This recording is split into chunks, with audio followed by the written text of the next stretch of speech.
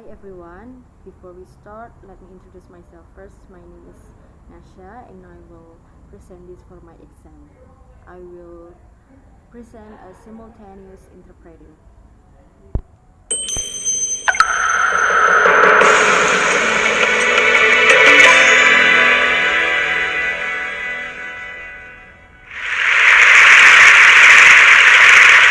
When I was 27 years old, I left a very demanding job in management consulting for a job that was even more demanding, teaching. I went to teach 7th graders math in the New York City public schools.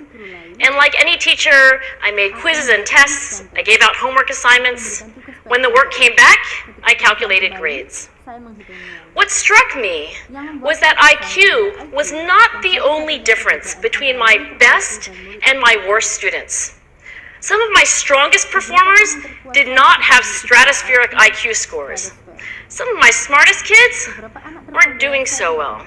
And that got me thinking. The kinds of things you need to learn in 7th grade math, sure, they're hard. Ratios, decimals, the area of a parallelogram.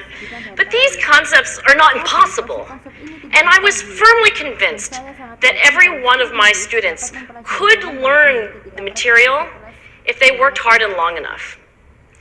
After several more years of teaching, I came to the conclusion that what we need in education is a much better understanding of students and learning from a motivational perspective, from a psychological perspective.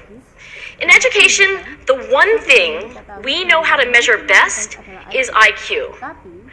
But what if doing well in school and in life depends on much more than your ability to learn quickly and easily?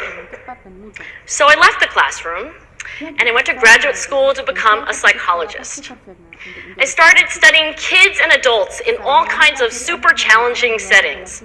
And in every study, my question was, who is successful here and why?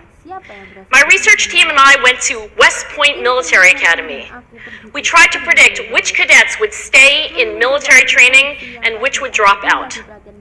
We went to the National Spelling Bee and tried to predict which children would advance farthest in competition.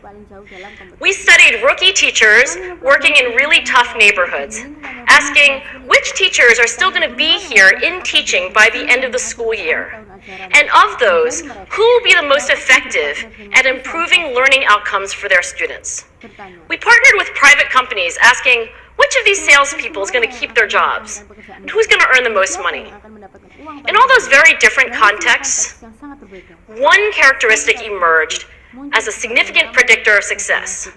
And it wasn't social intelligence, it wasn't good looks, physical health, and it wasn't IQ. It was grit. Grit is passion and perseverance. So, thank you for the attention. Wassalamualaikum warahmatullahi wabarakatuh.